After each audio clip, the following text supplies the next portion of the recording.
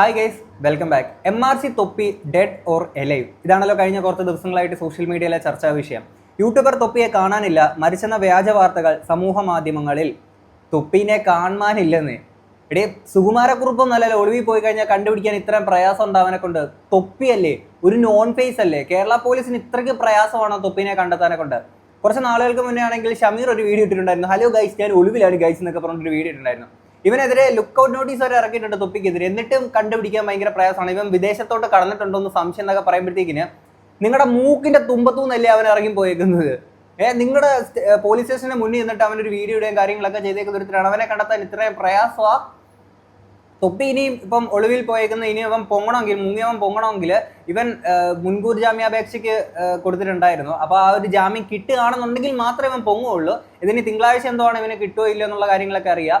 കിട്ടിക്കഴിഞ്ഞാൽ ചിലപ്പോൾ പൊങ്ങുമായിരിക്കും, ഇല്ലെങ്കിൽ മുങ്ങി തന്നെ കിടക്കുമായിരിക്കും. എന്താണെന്നുള്ളത് നമുക്ക് അറിയത്തില്ല, വരും ദിവസങ്ങളിൽ കണ്ടറിയാം. അപ്പോൾ ഞാൻ മുമ്പ് ഒരിക്കൽ ഒരു വീഡിയോയ്ക്കകത്ത് ഞാൻ സംസാരിച്ചിട്ടുണ്ടായിരുന്നു. ഒരു ലേഡിയുടെ ഒരു ഫേസ്ബുക്ക് പോസ്റ്റ് ഉണ്ടായിരുന്നു. അതിനകത്ത് പറയുന്നതെന്ന് വെച്ചാൽ തൻ്റെ മകൻ ഇതുപോലെ കലൂർ സ്റ്റേഡിയത്തിൽ വെച്ചിട്ട് അങ്ങാണ്ട് തൊപ്പീനെ കണ്ടപ്പോഴത്തേക്കും അമ്മ ഇതാണ് തൊപ്പി എന്നൊക്കെ പറഞ്ഞുകൊണ്ട് ഇതുപോലെ കാണിച്ചു കൊടുക്കുകയും കാര്യങ്ങളൊക്കെ ചെയ്തിട്ടുണ്ടായിരുന്നു. ആ സമയത്ത് പുള്ളിക്കാർ കണ്ട കാഴ്ച എന്ന് വെച്ച് കഴിഞ്ഞാൽ രണ്ട് പോലീസുകാർ നിന്നിട്ട് തൊപ്പിയോടൊപ്പം നിന്ന് സെൽഫി എടുക്കുന്ന കാര്യങ്ങളൊക്കെ പുള്ളിക്കാരി കണ്ട കാര്യം ഇങ്ങനെ പങ്കുവെക്കുന്നുണ്ട്. അതായത് ആ തൊപ്പിയുടെ ഫാൻസ് ആയിട്ട് പോലീസുകാർ പോലും ഉണ്ടെന്നുള്ള കാര്യമായിരുന്നു അവിടെ പറഞ്ഞിട്ടുണ്ടായിരുന്നത്. പോലീസുകാർക്ക് എന്തൊരാളുടെ ഫാൻ ആയിക്കൂടെ ആവാം. പക്ഷെ ഇങ്ങനൊരു കേസ് വന്നപ്പോഴത്തേക്കിന് ആരെങ്കിലും ഒക്കെ തൊപ്പീനെ ഈ ഒരു വിഷയത്തിൽ സഹായിക്കുന്നുണ്ടോ എന്നുള്ളൊരു ഡൗട്ട് എനിക്കിങ്ങനെ തോന്നുകയാണ്. കാര്യം തൊപ്പി തന്നെ പലപ്പോഴും തൊപ്പിയുടെ സ്ട്രീമിങ്ങിനകത്ത് പറഞ്ഞിട്ടുണ്ട് തൊപ്പിക്ക് ഉണ്ടായിരിക്കുന്ന പല ബന്ധങ്ങളെ പറ്റിയിട്ട്. ഇപ്പോൾ പണ്ടത്തെ തൊപ്പിയല്ല ഇന്ന്. കാര്യം ഇന്ന് തൊപ്പിയുടെ ബന്ധങ്ങൾ കാര്യങ്ങളൊക്കെ കുറച്ചുകൂടെ വളർന്നിട്ടുണ്ട്. കുറേ കോൺടാക്ട്സ്, കുറേ ഹോൾഡ് കാര്യങ്ങളെ കുറച്ചധികം തൊപ്പിക്ക് നേരത്തേക്കാട്ടി ഉണ്ടായിട്ടുണ്ട്. ഇവിടെ ഏറ്റവും വലിയൊരു എക്സാമ്പിൾ പറയുകയാണെന്നുണ്ടെങ്കിൽ പണ്ട് ഇതുപോലെ തൊപ്പി മറ്റേ ഇല്ല പാട്ട് പാടിയിട്ട് എന്തുവാ മൊത്തം തിരക്കുകളൊക്കെ ഈ പ്രശ്നങ്ങളൊക്കെ എന്ന് പറഞ്ഞുകൊണ്ട് തൊപ്പിയുടെ വീട്ടിൽ ചെന്നിട്ട് തൊപ്പി ലൈവ് സ്ട്രീം ചെയ്യുന്ന സമയത്തൊക്കെ കഥവൊക്കെ ചവിട്ടി പൊളിച്ച് പോലീസുകാർ പോയി ഇവനെ തൂക്കിയെടുത്തുകൊണ്ട് വന്നതാണ്. ഇങ്ങനെ ഒരു കേസ് വന്നപ്പോഴത്തേക്കിന് ഇത്രയും ദിവസങ്ങൾക്ക് ശേഷമാണ് ഇവർ മനസ്സിലാക്കുന്നത് അയ്യോടാ തൊപ്പി ഒളിവിൽ പോയി കാണാനില്ലെന്ന്. മൂക്കിന്റെ തുമ്പത്തൂന്നാണ് ഇറങ്ങിപ്പോയി. അത് ആലോചിച്ച് നോക്കണം. അന്ന് അങ്ങനെ ഒരു പാട്ട് പാടിയതിന് വന്ന് പൊക്കിയിട്ടുണ്ടായിരുന്നു. ലൈവ് വന്നിട്ട് ലൈവിനകത്ത് ഇമാതിരി അപരാധങ്ങളും മറ്റടുത്ത പരിപാടികളൊക്കെ കാണിച്ചപ്പോഴത്തേക്കിന് ഇത്രയും ദിവസം നോക്കൂത്തിയായിട്ടിരിക്കുകയായിരുന്ന. ഇത് ഞാൻ ചോദിക്കും, ഇത് നമ്മൾ പൊതുജനം ചോദിക്കും. കാര്യം എന്ന് വെച്ചാൽ ഇങ്ങനെ ഒരു കാര്യം ചെയ്തിട്ട് ഇത്രയ്ക്ക് സിമ്പിൾ ആണോ ഒരു പോലീസുകാരുടെ മുന്നിൽ പെടാതെ ഇതുപോലെ ഒളിവിൽ പോകാൻ ഇത്രയ്ക്ക് സിമ്പിൾ ആണോ കേരള പോലീസ് എന്നുള്ള ആൾക്കാർക്ക് തോന്നിപ്പോയില്ലേ? ഇന്ത്യയിലെ തന്നെ ഏറ്റവും ബ്രില്യൻ്റ് ആയിട്ടുള്ള ഒരു ഫോഴ്സാണ് കേരള പോലീസ്. അങ്ങനെയുള്ളപ്പം ഇതിനകത്ത് ഇങ്ങനൊരു കാര്യത്തിൽ ഭയങ്കര ഇന്നോവേഷൻസിയാണ് നിങ്ങളുടെ പൊതുസമൂഹത്തിന് മുന്നിലോട്ട് ഇവിടെ കാണാൻ സാധിക്കുന്നത്. അല്ലെങ്കിൽ അതിന് മുന്നേ അവനെ പിടിക്കേണ്ടത് തന്നെയാണ്. ഇനിയും തൊപ്പിയുടെ ഇതുപോലെ ഒരു മരിച്ചു എന്ന് പറഞ്ഞുകൊണ്ടൊരു വ്യാജ വാർത്തകൾ ഇറങ്ങുന്നുണ്ടായിരുന്നു. കൂടുതൽ വാട്സപ്പ് ഫോർവേഡുകളായിരുന്നു വന്നിട്ടുണ്ടായിരുന്ന ബ്രേക്കിംഗ് ന്യൂസ്. പ്രശസ്ത യൂട്യൂബർ ദുരൂഹ സാഹചര്യത്തിൽ മരിച്ച നിലയിൽ അന്വേഷണം ആരംഭിച്ചു. പ്രശസ്ത യൂട്യൂബറെ ദുരൂഹ സാഹചര്യത്തിൽ മരിച്ച നിലയിൽ കണ്ടെത്തിയതായി പ്രാഥമിക റിപ്പോർട്ടുകൾ. സംഭവത്തിന്റെ യഥാർത്ഥ കാരണം ഇതുവരെ വ്യക്തമല്ല. പോലീസ് അന്വേഷണം ആരംഭിച്ചതായാണ് വിവരം. കൂടുതൽ വിവരങ്ങൾ ഔദ്യോഗികമായി പുറത്തു വന്നിട്ടില്ല എന്നും പറഞ്ഞുകൊണ്ട് ഒരു വീഡിയോ കൂടെ തൊപ്പിയുടെ ഒരു പുഴയിലെങ്ങാണ്ട് ഇങ്ങനെ കണ്ടു എന്നൊക്കെ പറഞ്ഞിട്ടൊരു വീഡിയോ കൂടെ വന്നിട്ടുണ്ടായിരുന്നു. അപ്പോൾ ആ സംഭവം ആണ്. അപ്പോൾ ഇതിനകത്ത് തൊപ്പി മുമ്പ് ആ ഒരു പോലീസ് സ്റ്റേഷന് മുന്നിൽ നിന്ന് ടെമ്മാരെ വെല്ലുവിളിച്ചുകൊണ്ട് അടുത്തൊരു വീഡിയോ ഇട്ടിട്ടുണ്ടായിരുന്നല്ലോ, ഇത് ആണ് ഗൈസ് എന്നൊക്കെ പറഞ്ഞിട്ട്. അപ്പോൾ അന്നത്തെ ഒരു വീഡിയോക്ക് തൊപ്പി പറഞ്ഞേക്കുന്ന ഒരു സംഭവം ഉണ്ടായിരുന്നു. നമുക്കൊന്ന് കേൾക്കാം. ഓഡിയോ ക്ലിപ്സ് എനിക്കെതിരെ ഈ ലോകത്ത് ഇന്നത്തെ കാലത്ത് ഒരാളെ നാട്ടിക്കാൻ വേണ്ടി ഇപ്പൊ മമ്മൂട്ടിന്റെ മോഹൻലാലിന്റെ വോയിസ് വെച്ചിട്ട് ഞാൻ ഉണ്ടാക്കി തട്ടെ അങ്ങനത്തെ ഒരു സാധനം എന്തെല്ലാം പറഞ്ഞു നമ്മൾ ടൈപ്പ് ചെയ്ത് കൊടുത്തു കഴിഞ്ഞാൽ ഉണ്ടാക്കി തരോടെ വെച്ച് ആ വോയിസും കൊടുത്തു കഴിഞ്ഞാൽ ആരെ വെച്ചാണെങ്കിൽ വോയിസുകൾ ഉണ്ടാക്കാം. മനസ്സിലാ? ഇത് വീഡിയോയിലാണെങ്കിൽ ഓക്കെ വിശ്വസിച്ചോ. ഈ ഓഡിയോ ക്ലിപ്സ് ഇതെങ്ങനെ വിശ്വസിക്കും? ഇതെങ്ങനെ നിങ്ങൾ വിശ്വസിക്കുന്നത്? ഇത് കുറെ ആൾക്കാർ വിശ്വസിച്ചിട്ട് ഞാൻ ചെയ്യുന്നു പറഞ്ഞു. ഇനി ഇതിനകത്ത് ഞാൻ സായി ചേട്ടന്റെ വീഡിയോക്കകത്ത് പറഞ്ഞായിരുന്നു, ഞാൻ ഇങ്ങോട്ടൊന്ന് റിപ്പീറ്റ് ചെയ്യാണ്. ഇവനിവിടെ പറഞ്ഞു കേട്ടില്ലേ, ഇത് മറ്റേ ആണ്, ഞാൻ വേണം ഉണ്ടാക്കി കാണിക്കാൻ എന്നൊക്കെ പറഞ്ഞിട്ടുണ്ട്. അപ്പം എനിക്ക് തോന്നുന്നൊരു സംശയം എന്ന് വെച്ച് കഴിഞ്ഞാൽ ഇങ്ങനൊരു ന്യൂസ് ഇനി തൊപ്പിയായിട്ട് ബന്ധപ്പെട്ട ആളുകൾ ഇതുപോലെ പടച്ചിട്ടേക്കുന്ന ഒരു സാധനമാണ്. കാര്യം എന്ന് വെച്ചാൽ ഇത് ആൾക്കാരൊക്കെ കൺവിൻസ്ഡ് ആയിട്ട് ഇതിനെ പറ്റിയിട്ട് ചർച്ചകളും കാര്യങ്ങളും കൂടുതലായിട്ട് വന്നു കഴിഞ്ഞാൽ ഇത്തരത്തിൽ പിന്നീട് തൊപ്പി പൊങ്ങുമ്പോഴത്തേക്കിന് കണ്ടില്ലേ ഗായ്സ്, ഇത് കണ്ടില്ലേ, ഇത് ഇങ്ങനെ ഉണ്ടാക്കി വെച്ചേക്കും, ഇതാണ് അവന്മാരും കാണിച്ചിരിക്കുന്നതെന്ന് തൊപ്പി കാണിക്കാൻ ഉണ്ടാക്കിയിരിക്കുന്ന ഒരു ശ്രമമാണോ തൊപ്പിയുടെ ഭാഗത്തു നിന്നുള്ളൊരു ചെറിയൊരു സംശയം.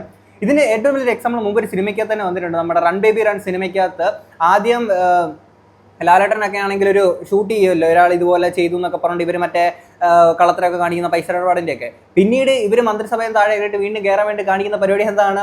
ഇവർ മറ്റേ കണ്ടോ, ലാലേട്ടനാണെങ്കിൽ ഒരുത്തനെ ഇങ്ങനെ തൂക്കി ഇടുന്ന വീഡിയോ എടുത്ത് വെക്കുന്നു. മീഡിയാസ് വരുമ്പോഴത്തേക്കിന് പിന്നെ കണ്ടില്ലേ താണ്ട് അവൻ ജീവനോടെ നിപ്പുണ്ടോ എന്ന് പറയുമ്പോഴത്തേക്കിന് ഇത് തന്നെയാണ് അന്ന് അവർ ചെയ്തത്.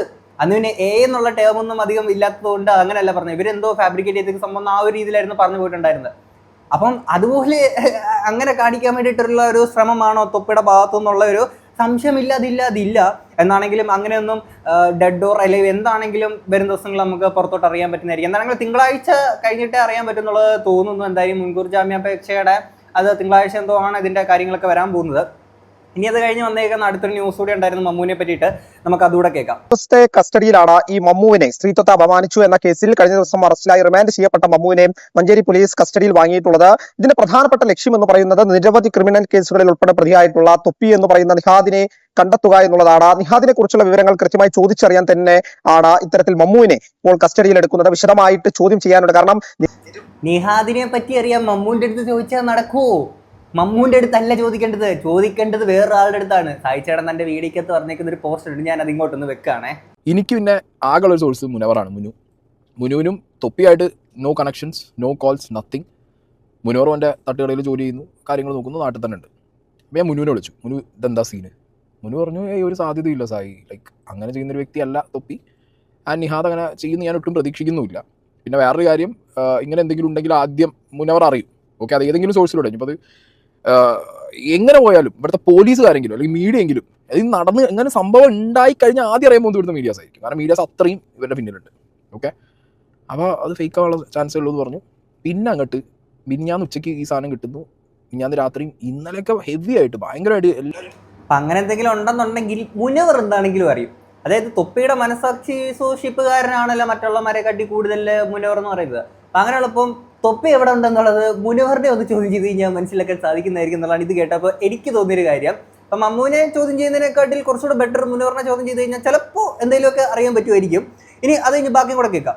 പരാതികൾ ഈ നിഹാദിനെതിരെ തൊപ്പിക്കെതിരെ ഉണ്ട്. അതുകൊണ്ട് തന്നെ ഇയാൾ എവിടെയാണ് ഉള്ളത് എന്നതുൾപ്പെടെ ഇയാളുടെ പ്രധാനപ്പെട്ട കേന്ദ്രങ്ങൾ എവിടെയാണ് എന്നതുൾപ്പെടെ കണ്ടെത്തേണ്ടതുണ്ട്. ഈ പരാതി ലഭിച്ച സമയം മുതൽ തന്നെ ഈ തൊപ്പി എന്ന് പറയുന്ന നിഹാദ് ഒളിവിൽ പോകുന്ന സാഹചര്യമാണ് ഉണ്ടായിട്ടുള്ളത്. നമുക്കറിയാം, കഴിഞ്ഞ 10-ാം തീയതി രാത്രി നടത്തിയ ലൈവ് ഷോയിലാണ്, അതായത് യൂട്യൂബ് ലൈവിലാണ് ഇത്തരത്തിൽ ഈ സ്ത്രീത്വത്തെ അപമാനിക്കുന്ന രീതിയിലുള്ള ഒരു പ്രസ്താവന ഉൾപ്പെടെ ഓഡിയോ സന്ദേശം ഉൾപ്പെടെ മിസ്റ്റർ ഷമീർ എന്ന് പറയുന്ന യൂട്യൂബ് ചാനൽ വഴി പുറത്തുവിടുന്ന സാഹചര്യം ഉണ്ടായത്. അതിൽ പ്രധാനമായി പറയുന്നത് തൊപ്പിയെയാണ്. പക്ഷേ അതോടൊപ്പം ഉണ്ടായിരുന്ന ലൈവ് സ്ട്രീമിംഗിൽ ഉണ്ടായിരുന്ന ആളുകളാണ് ഈ മമ്മു ഉൾപ്പെടെയുള്ള ആളുകൾ എന്നുള്ളതാണ് നമുക്ക് മനസ്സിലാക്കാൻ കഴിയുന്നത്. മഞ്ചേരി സ്വദേശിയുടെ പരാതിയിലാണ് ഇത്തരത്തിൽ ഇപ്പോൾ ഇവരെ അറസ്റ്റ് ചെയ്തിട്ടുള്ളത്. പ്രധാനപ്പെട്ട മറ്റു പരാതികൾ ആലുവ പോലീസ് സ്റ്റേഷനിലും തൊപ്പിക്കെതിരെ ഉണ്ട് എന്നുള്ളത് നമുക്ക് മനസ്സിലാക്കാൻ കഴിയുന്നുണ്ട്. എന്തായാലും നിലവിലെ സാഹചര്യം അനുസരിച്ച് എത്രയും പെട്ടെന്ന് തൊപ്പി എന്ന് പറയുന്ന നിഹാദിനെ കണ്ടെത്തുക എന്നുള്ളതാണ് പോലീസിന്റെ പ്രധാനമായ. ചോദ്യം ചെയ്യലിന് ഹാജരാകാൻ നോട്ടീസ് നൽകിയപ്പോൾ ആരോഗ്യ പ്രശ്നമുണ്ടെന്ന് മറുപടി നൽകിയ ശേഷമാണ് തൊപ്പി ഒളിവിൽ പോയത്. ആരോഗ്യ പ്രശ്നം ഉണ്ടെന്നും പറഞ്ഞുകൊണ്ട് തൊപ്പി ഒഴിവിപ്പോയ ചോദ്യം ചെയ്യാൻ പോലീസുകാർ വെച്ചപ്പോൾ, അയ്യോ സാറേ എനിക്കിവിടെ ആരോഗ്യ പ്രശ്നമാണ്. എന്താ മോനെ നിന്റെ പ്രശ്നം? സാറേ എനിക്ക് കുണ്ടിക്ക് പരു.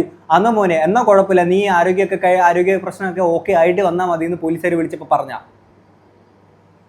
എന്തുവാടേ ഇത്?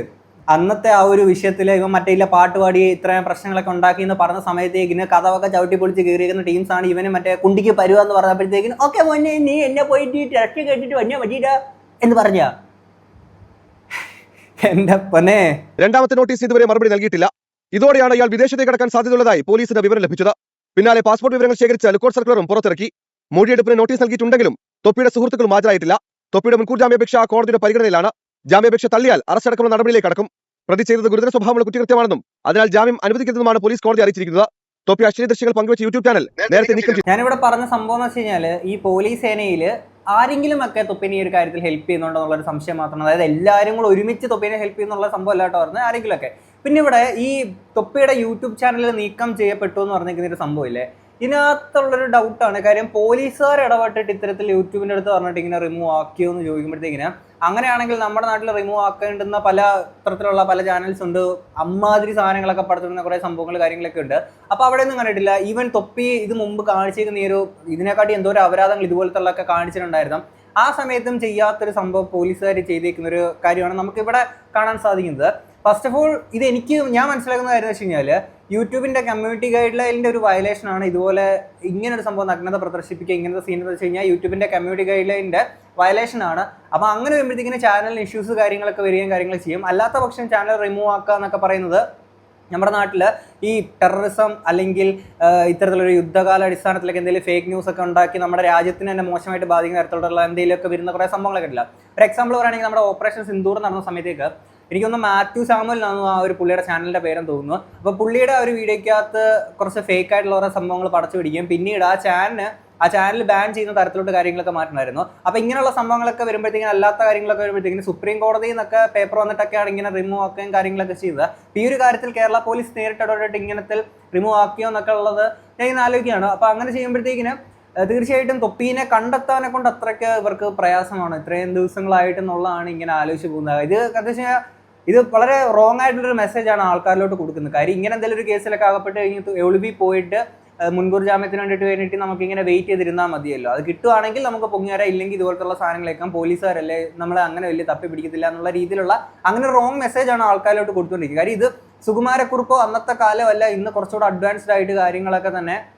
അപ്പോൾ അങ്ങനെയുള്ളപ്പോൾ കണ്ടെത്താനെ കൊണ്ട് ഇത്രയ്ക്ക് പ്രയാസമാണോ? ഇനി ഇത് കഴിഞ്ഞിട്ട് മമ്മൂൻ്റെ ഒരു സീൻ ഉണ്ടായിരുന്നു. മമ്മൂനെ എന്താണെങ്കിലും പൊക്കിട്ടുണ്ടല്ലോ. മമ്മൂ പണ്ട് കാണിച്ചു കൂട്ടിയേക്കുന്ന സകലമാന അപരാധങ്ങളുണ്ടായിരുന്നല്ലോ. ഈ മമ്മൂ മറ്റേ ഫെയിമാണ് മാങ്ങാത്തൊലി മറ്റേന്ന് പറഞ്ഞുകൊണ്ട് ഈ പ്രിൻസ് ആൻഡ് ഫാമിലി സിനിമയ്ക്കകത്തിലെ ചിഞ്ചിറാങ്ങയുടെ വേറൊരു ഐറ്റം ആയിരുന്നു മമ്മൂ എന്നൊക്കെ പറയുന്നത്. അപ്പൊ മമ്മൂന്റെ പണ്ടത്തെ ഒരു ട്രെയിനിലുണ്ടായിരുന്ന ഒരു സീനിന്റെ ഒരു വിഷയമുണ്ട്, അതുകൂടെ നമുക്കൊന്ന് കാണാം. പ്രൂഫ് കിട്ടിയാ എനിക്ക് നീ കാണിച്ചിട്ട് സാധനം കിട്ടിയാ അന്റെ പ്രൂഫ് കൊണ്ടുപോയി സാറേ മുഖം കിട്ടാൻ വേണ്ടിട്ട് ഫേമസ് ആവാൻ വേണ്ടിട്ട് വരല്ലേ? ഓക്കെ ഫേമസ് ആണ് അതിന്റെ അടുക്ക് ഒന്നും പറ്റില്ല, വേഗം എടുത്ത് അവിടെ അല്ലല്ല മുഖം കാണിക്കല. അയ്യോ പോലീസുകാരെ മുഖം കാണിക്കലടാ. വക്കീലാണ് മുഖം കാണിച്ചു മുഖം കാണിച്ചു തന്നാ ഒന്നും കുഴപ്പമില്ല സാറേ. വേണേ പൈസ വില വേണമെങ്കിൽ വന്നു എവിടെ സാറിനോട് നമുക്ക് ആദ്യം റെസ്പെക്ട് ശരിക്കും നമ്മളൊരു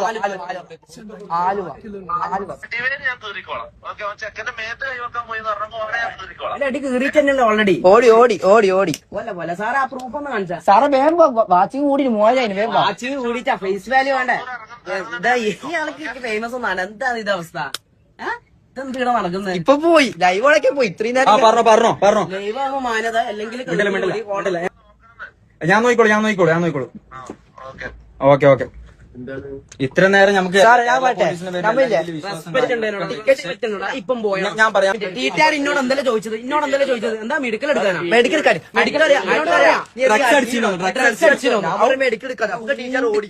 വെറും മറ്റടുത്ത ചോദ്യമാണ് ചെക്കനോട് ചോദിച്ചത്. മുത്ത എന്താണ് ഈ ചങ്ങായിന്റെ പേര്?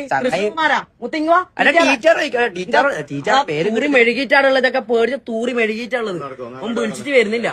എല്ലാം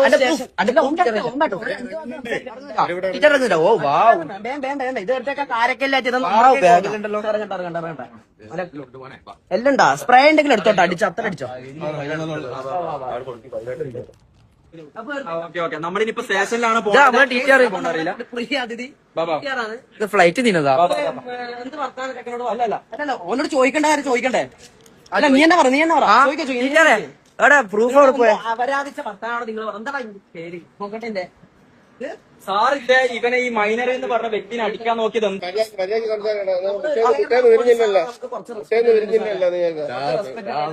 സാറേ എവിടെ പോന്ന്? അവിടെ ചോറ് കൊടുക്കുന്നുണ്ടാ? നേരത്തെ ചോറ് കൊടുക്കുന്നുണ്ടാ സ്റ്റേഷനിൽ പോണ പോലും? ബാക്ക്ഗ്രൗണ്ട് മ്യൂസിക് ഇപ്പൊ അടിക്കണ്ടേ എന്താ അറിയേണ്ടത്? ഡ്രഗ്സ് അടിച്ചോ ചോദിക്കണോ? ഒരു മിനിറ്റ് സാറിനുണ്ടോ അറിയാൻ പോലും. സാർ എന്താണ് ഡ്രഗ്സ് അടിച്ചോ? അടിക്കാൻ ടീച്ചർ അടിക്കാൻ പോന്ന് വീഡിയോ ഇതാ പുതിയ ഡ്യൂട്ടി അടിക്കാൻ വരുത്താം, മൈനർ അടിക്കാൻ വരുത്താം. നമ്മളെന്നെ പറഞ്ഞ നമ്മളെന്താ നമുക്കവിടെ പണിയില്ലല്ലോ. 10,000 ഫോളോവേഴ്സ് ഉണ്ട്. ഈ 10,000-ഓളം പേര് ലൈവ് കാണുന്നുണ്ട്. കണ്ടോ ഇത്രയും ഫാൻസ് ഉണ്ട്, മറ്റതും മറിച്ചതും പറഞ്ഞുകൊണ്ട് എന്ത് അപരാധവും കാണിക്കാന്നൊക്കെ പറഞ്ഞുകൊണ്ടിരിക്കുന്ന ഇവനെ പോലുള്ള കുറെ അപരാധങ്ങളുണ്ട്. അപ്പൊ ഇങ്ങനെയുള്ള അപരാധങ്ങൾ കണ്ടിട്ട് കണ്ടോ മമ്മൂക്കിടില്ല ചവീര് കിടില്ല തൊപ്പിക്ക് ജയ് എന്നൊക്കെ പറഞ്ഞുകൊണ്ടിരിക്കുന്ന പിള്ളേരെ മനസ്സിലാക്കുക. ഇങ്ങനെ ഒരു വിഷയം വന്നപ്പോഴത്തേക്കിന് ഒരുത്തനും ഇല്ല. ഇവന്മാരൊറ്റയ്ക്കാണ് ഇതുപോലെ ഇപ്പൊ തൂങ്ങിയേക്കുന്നത്. മനസ്സിലായില്ലേ? തൊപ്പി അവനെ കുറച്ചുകൂടെ ഇത് പൈസ ഇത് ബന്ധങ്ങളൊക്കെ ഉണ്ടാക്കി വെച്ചതുകൊണ്ട് കുറെ ഹോൾഡൊക്കെ ഉണ്ടാക്കി വെച്ചിട്ടുണ്ട്. അവനിപ്പോൾ ഒളിവിൽ പോയിട്ടുണ്ട്. അവന് വലിയ പ്രശ്നമില്ലാത്ത പോയിട്ട് വേറെ കുറെ സംഭവങ്ങളൊക്കെ അവൻ കാണിച്ചു കൂട്ടുന്നുണ്ട്. ഇതെല്ലാം ഇവന്റെയൊക്കെ കൂടെ നിന്നേക്കുന്ന ഇവന്മാർക്ക് അത്ര എത്തിയിട്ടില്ലാത്തതുകൊണ്ട് താണ്ടി ഇപ്പൊ പെട്ട് കിടക്കുകയാണ്. മനസ്സിലായില്ലേ? ഇത്രയേ ഉള്ളൂ. ഇതൊക്കെ പറഞ്ഞ ബ്ലൈൻഡ് ആയിട്ട് കണ്ടിട്ട് ഇതിനൊക്കെ ജയ് വിളിച്ച് കിടക്കുന്ന ടീംസ് ബെഞ്ചിലേക്ക ഇത്രയേ ഉള്ളൂ. ഇനി മീഡിയ വണ്ണിന് വന്നേക്കുന്ന ഒരു റിപ്പോർട്ട് ഉണ്ടായിരുന്ന ഈ ഒരു വിഷയത്തെ പറ്റിയിട്ട് നമുക്ക് അതോടൊന്ന് കേൾക്കാം. ഈ നിലയ്ക്കോ ഇതിനപ്പുറം പോയതോ ആയ ഉദാഹരണങ്ങൾ ലോകത്ത് പലയിടത്തു നിന്നും നമുക്ക് കണ്ടെടുക്കാൻ കഴിയും. ദക്ഷിണ കൊറിയയിലെ എൻറൂം കേസ് അങ്ങനെ ഒന്നാണ്.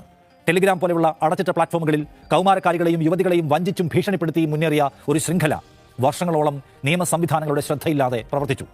ആയിരക്കണക്കിന് അംഗങ്ങളുള്ള ആ ശൃംഖല പുറത്തു വന്നപ്പോൾ ലോകം ഞെട്ടിപ്പോയി. ബ്രിട്ടനിലെ 14-കാരി മോളി റസലിന്റെ മരണം മറ്റൊരു ഉദാഹരണം. ഇൻസ്റ്റഗ്രാമിലും പിൻട്രസ്റ്റിലും അൽഗോരിതം നിരന്തരം നൽകിക്കൊണ്ടിരുന്ന ആത്മഹത്യ, ആത്മപീഡന ഉള്ളടക്കങ്ങൾ കണ്ടതിന് ശേഷമാണ് ആ കുട്ടി ജീവനൊടുക്കിയത് എന്ന് അന്വേഷണ കോടതി കണ്ടെത്തി. അവൾ ചോദിക്കാതെ തന്നെ ആയിരക്കണക്കിന് അത്തരം പോസ്റ്റുകൾ, പ്ലാറ്റ്ഫോമുകൾ അവൾക്ക് നിർദ്ദേശിച്ചുകൊണ്ടേയിരുന്നു എന്നതാണ് ഏറ്റവും ഭീതിതമായ യാഥാർത്ഥ്യം. 2025 പുറത്തുവന്ന പുതിയ പഠനങ്ങൾ പോലും കാണിക്കുന്നത് മൗലിയുടെ മരണം കഴിഞ്ഞ് വർഷങ്ങൾക്ക് ശേഷവും ടിക്ടോക്കും ഇൻസ്റ്റഗ്രാമും കൗമാരക്കാർക്ക് സമാനമായ ഹാനികരമായ ഉള്ളടക്കങ്ങൾ വൻതോതിൽ ശുപാർശ ചെയ്തുകൊണ്ടിരിക്കുന്നു എന്നതാണ്. ഇവിടെ ഒരു പൊതുഘടകമുണ്ട്. അൽഗോരിതങ്ങൾ എൻഗേജ്മെന്റ് മാത്രം നോക്കുന്നു. ധാർമ്മികതയോ പ്രായമോ അല്ല അതിന്റെ മാനദണ്ഡം. ഒരു കുട്ടി എത്രത്തോളം സ്ക്രീനിൽ തങ്ങി നിൽക്കുന്നു എന്നത് മാത്രമാണ് പ്ലാറ്റ്ഫോമുകൾക്ക് പ്രധാനം. ചീത്ത വാക്ക് പറയുന്ന, അതിരുവിടുന്ന, വിവാദമുണ്ടാക്കുന്ന ഒരു സ്ട്രീമർ കൂടുതൽ എൻഗേജ്മെന്റ് നേടും. അതുകൊണ്ട് തന്നെ അൽഗോരിതം അയാളെ കൂടുതൽ കുട്ടികളിലേക്ക് എത്തിക്കും. ഇത് ഒരു ദുഷിപ്പിന്റെ ചക്രമാണ്. വിവാദങ്ങളിൽ നിന്ന് റീച്ചിൽ നിന്ന് പണം, പണത്തിൽ നിന്ന് കൂടുതൽ വിവാദം. എന്തുകൊണ്ടാണ് കുട്ടികൾ തൊപ്പിയെ പോലെയുള്ള വികല താരങ്ങളിൽ വിശ്വാസം അർപ്പിക്കുന്നത്? മനഃശാസ്ത്രജ്ഞർ ഇതിനെ പാരാസോഷ്യൽ ബന്ധം എന്ന് വിളിക്കുന്നു. ഒരു യഥാർത്ഥ ബന്ധമല്ലാതെ സ്ക്രീനിനപ്പുറത്തുള്ള ഒരാളോട് കുട്ടി ഏകപക്ഷീയമായി അനുഭവിക്കുന്ന അടുപ്പം. ദിവസവും മണിക്കൂറുകളോളം ലൈവായി കാണുന്ന ഒരാളെ കുട്ടി ഒരു സുഹൃത്തായി അല്ലെങ്കിൽ ചിലപ്പോൾ ഒരു മൂത്ത സഹോദരനായി പോലും കാണാൻ തുടങ്ങുന്നു. ആ വിശ്വാസത്തെ മുതലെടുക്കാൻ ചില ഇൻഫ്ലുവൻസർമാർക്ക് വലിയ പ്രയാസമൊന്നുമില്ല. കാരണം കുട്ടി ചോദ്യം ചെയ്യാതെ അനുസരിക്കും, പിന്തുടരും, പണം ചെലവഴിക്കും. ഈ ചൂഷണത്തിന്റെ ആഗോള മുഖമാണ് ആൻഡ്രൂ ടേറ്റിനെ പോലുള്ളവർ പ്രതിനിധീകരിക്കുന്നത്. സ്ത്രീവിരുദ്ധതയും ആക്രമണോത്സുകതയും പുരുഷത്വത്തിന്റെ ബ്രാൻഡായി വിറ്റഴിച്ച് ലോകമെമ്പാടുമുള്ള ലക്ഷക്കണക്കിന് കൗമാരക്കാരായ ആൺകുട്ടികളുടെ മനോഭാവത്തെ സ്വാധീനിച്ച വ്യക്തി. അധ്യാപകരും മനഃശാസ്ത്രജ്ഞരും ലോകമെമ്പാടും മുന്നറിയിപ്പ് നൽകിയത് സ്കൂൾ ക്ലാസ് മുറികളിൽ പോലും ഇത്തരം ഇൻഫ്ലുവൻസർമാരുടെ ഭാഷയും മനോഭാവവും കുട്ടികളിൽ പ്രതിഫലിക്കുന്നു എന്നാണ്. തൊപ്പിയുടെ കാര്യത്തിൽ അത് അധിക്ഷേപത്തിന്റെയും അന്തസ്സിനെതിരായ ആക്രമണത്തിന്റെയും ഭാഷയായി മാറി എന്ന് മാത്രം.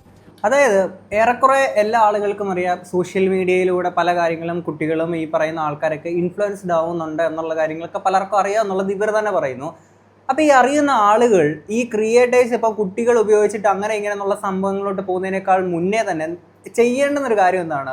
ഞാൻ മുമ്പൊരു വീഡിയോക്കകത്ത് പറഞ്ഞ പോലെ തന്നെ ഈ ചെറിയ പ്രായത്തിലെ തന്നെ കുട്ടികളുടെ അടുത്ത് ഫുഡ് കഴിക്കാൻ വേണ്ടിയിട്ട് മാക്കാനും മാക്കാച്ചിയും പിടിക്കാൻ വരുമെന്ന് പറഞ്ഞാലേ ഇപ്പോൾ കൊടുക്കുന്നത്. നിനക്ക് ഡോറ ബുജ്ജി കാണിച്ചു തരില്ല എന്ന് പറഞ്ഞുകൊണ്ട് ഈ ഫോൺ മാറ്റിക്കൊണ്ട് പോകുമ്പോൾ എന്നാ കഴിക്കാം അമ്മ എന്ന് പറഞ്ഞുകൊണ്ട് കുട്ടികളിരിക്കുകയാണ്.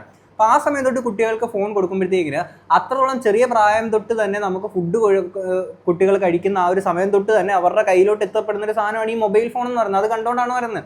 അത്രയും ലൈഫിൽ അത് കുട്ടികളുടെ ലൈഫിൻ്റെ ഭാഗമായിട്ട് ഈ ഒരു മൊബൈൽ ഫോൺ പറയുമ്പോൾ അല്ലെങ്കിൽ നമ്മുടെ എല്ലാവരുടെ ലൈഫിൻ്റെ ഭാഗമായിട്ട് ഈ മൊബൈൽ ഫോൺ മാറുമ്പോഴത്തേക്കിന് സ്കൂളുകളിൽ നിന്ന് തന്നെ ഇത്തരത്തിൽ സോഷ്യൽ മീഡിയയുടെ ഉപയോഗം എങ്ങനെയാവണം എന്നുള്ള കൃത്യമായിട്ടൊരു ക്ലാസ് കാര്യങ്ങളൊക്കെ ഒരു പാഠ്യ വിഷയത്തിൽ ഉൾപ്പെടുത്തേണ്ടുന്നൊരു കാര്യമല്ലേ. കാര്യം ഇത്രത്തോളം ഇത് ഇൻഫ്ലുവൻസ്ഡ് ആവുന്നു എന്ന ആളുകൾ ഇത്രയും എല്ലാവർക്കും അറിയാം. ഇങ്ങനെയാണെന്നുണ്ടെങ്കിൽ എങ്ങനെ ശരിയായിട്ടുള്ള രീതിയിൽ ഉപയോഗിക്കരുത് എന്നുള്ള കാര്യങ്ങൾക്കൊന്നും മനസ്സിലാക്കിക്കൂടെ? ഇപ്പം ഇത് പറയുമ്പോൾ പോലും ഇവിടെ സോഷ്യൽ മീഡിയയിൽ ഇത് അങ്ങനെ ആളുകൾക്ക് കണ്ടതുകൊണ്ടോ അല്ലെങ്കിൽ ഇങ്ങനെയുള്ള ആൾക്കാരില്ലാതാവുന്നതുകൊണ്ടോ മാത്രം കുട്ടികൾ ഇത്തരത്തിൽ വേറെ രീതിയിൽ പോകുന്നില്ല എന്നുള്ളതൊന്നും നമുക്ക് പറയാൻ പറ്റത്തില്ല. കാര്യം എന്ന് വെച്ച് കഴിഞ്ഞാൽ തിരുവനന്തപുരത്തെ കേദർ കേസ് നിങ്ങൾ എത്ര പേർക്ക് ഓർമ്മയുണ്ടെന്നുള്ളത് എനിക്കറിയത്തില്ല. ജസ്റ്റ് യൂട്യൂബിൽ അടിച്ച് നോക്കിയാൽ മതി.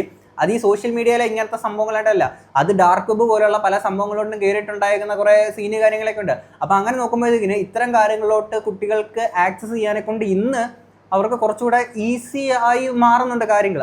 അങ്ങനെയുള്ളപ്പോൾ നമുക്ക് കൃത്യമായിട്ടുള്ള എഡ്യൂക്കേഷൻ ഏറ്റവും കുറഞ്ഞ 1-ാം ക്ലാസ് മുതൽ 10-ാം ക്ലാസ് വരെ എങ്കിലും കുട്ടികൾക്ക് അതിനെപ്പറ്റിയിട്ടൊരു പാഠ്യവിഷയത്തിൽ ഉൾപ്പെടുത്തണം എന്നുള്ളതാണ് എനിക്ക് പറയാനുള്ളത്. കാരണം ഇത്രത്തോളം നമ്മുടെ ലൈഫിൽ ഒഴിച്ചുകൂടാൻ പറ്റാത്ത നിലയിലോട്ട് മൊബൈൽ ഫോണും സോഷ്യൽ മീഡിയയും മാറുന്ന സമയത്തേക്ക് ഇതിനെ പറ്റിയിട്ട് ഇപ്പം നമ്മൾ ഡ്രൈവിങ്ങിന് പോകുമ്പോഴത്തേക്കിനും നമ്മൾ വണ്ടി ഓടിക്കുന്ന അതിന് മുന്നേ ആണെങ്കിൽ നമുക്ക് ലേണേഴ്സിൻ്റെ ക്ലാസ്സും അത് ഇതൊക്കെ ഉണ്ടാവാറില്ലേ?